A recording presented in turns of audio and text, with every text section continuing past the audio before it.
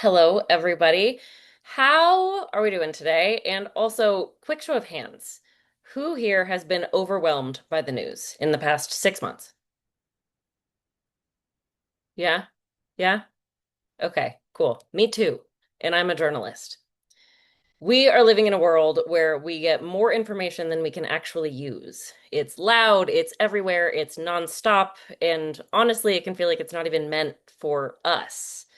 Today, I want to talk about how I have reimagined journalism, not as something that shouts at you, but something that speaks with you, with your needs in mind.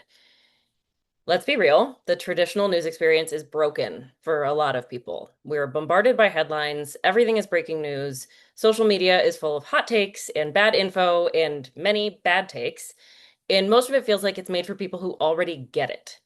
But what happens to the rest of us, the ones who have questions, who don't have hours and hours to follow every update or time to understand every bit of history or context that got us here?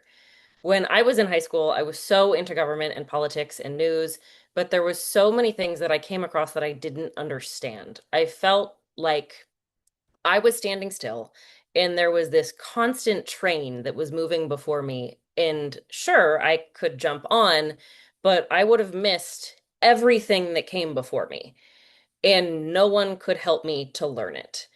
The truth of the matter is that to be fully informed, there's so much to understand, and our media ecosystem doesn't uplift or support that. Quick hits, 90-second videos, headlines, or God forbid, comments, all the news media up to this point has been built for a different generation. And it's a generation that doesn't struggle with the same things that we struggle with. And it seems they don't have any interest in serving us. This is the problem. When the news doesn't feel made for you, it doesn't feel like the people delivering it understand you. And it's easy to check out, to avoid for the sake of mental health or just not wanting to deal with it. But when we all check out, democracy suffers. And as we know, democracy is teetering a little bit right now.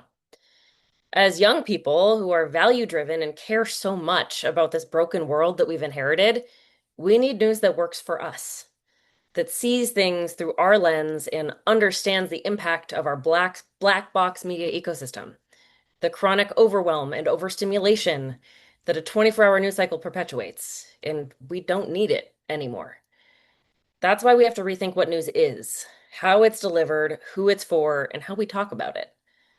I have been a journalist for 10 years in all the traditional ways. I worked in investigative newsrooms, local TV, digital publications, the gambit. Telling stories, hearing stories, and informing people is truly deeply my passion. And at the base of that, though, is human connection and wanting to help people feel secure and supported so they can be at their best and take action. Journalists have a very particular skill set, not in just writing, but in being able to withstand high doses of the worst possible information. We develop boundaries and practices that protect us from burnout and overwhelm.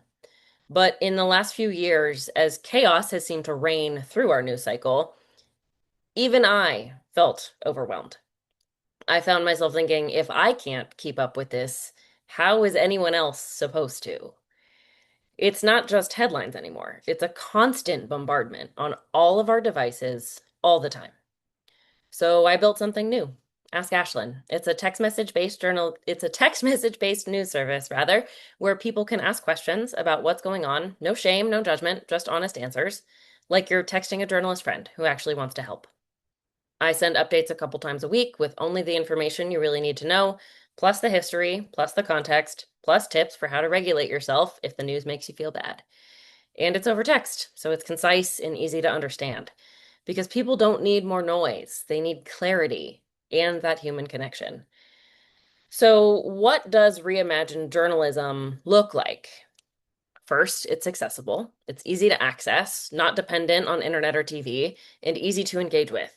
It's about meeting people where they are rather than where traditional media says they should be.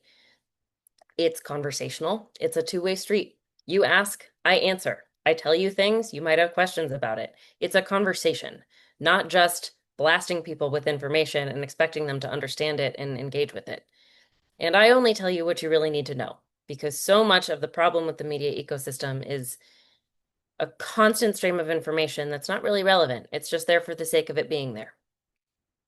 Reimagined journalism is emotionally aware because we know that news can be heavy, and new journalism respects that and makes space for how it feels to live through hard times, unprecedented times, offering tools and tips to set boundaries with the hard stuff.